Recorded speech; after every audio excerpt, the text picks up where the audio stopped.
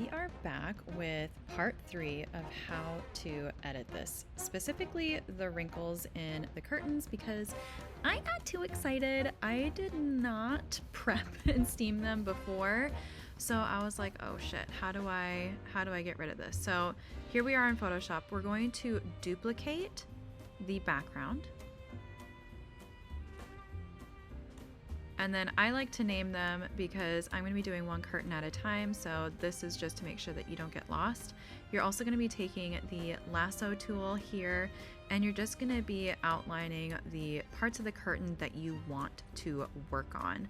So I didn't want the pleated part, and I also try to avoid her shadows because I don't need to work on those. I don't want those affected.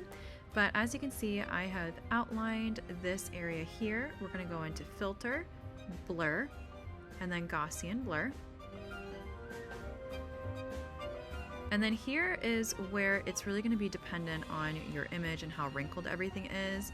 I'm really just showing you like how this can affect it, but I like to get it to the bare minimum part where the wrinkles are really kind of taken out of it, but the curtain still looks like a curtain and it doesn't look too soft. So I like it there, I do believe. And here you can see the effect is on. And what we're going to do is we're going to create a mask layer. So this is going to allow us to paint on the part of the curtain that we want to have the wrinkles taken out of. So I'm going to go in with the paint bucket. Make sure that you have the black color. Right now I have the white and I messed up. If you press X on Mac, it will go ahead and put the black on there. Press X again to have the white and go into your paintbrush. This is where you can go in and manually adjust the opacity of your brush so that you can take the wrinkles out. I like to start at a lower opacity because you can always layer it on.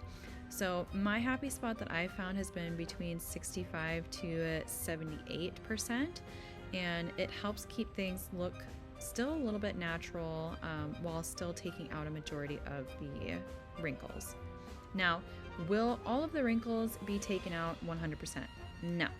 But it's gonna be a lot better than they were originally. So here is just showing you what we did. Again, I like to avoid the parts of the curtain that I don't need to do any work on because it's unnecessary.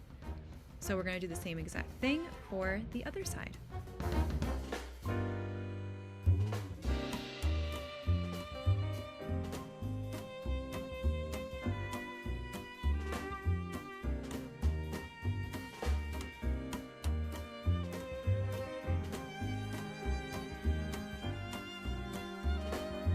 So here you can see that I'm doing some fine tuning. If you look really closely, that doesn't really look like a natural seam within the curtain itself. So I actually went in and I erased some of it, and I'm going in with a much smaller brush and adjusting the opacity as needed to really just kind of focus on the wrinkles themselves versus the natural crease of that curtain. And obviously, again, things aren't going to be perfect, but it's going to look a lot better than it did originally when there were a bunch of fucking wrinkles, and this just overall gives a more seamless look. So I hope that you guys enjoyed this. Look at that before and after. It's so magical. And let me know if this helped, and I would love to see what you create next.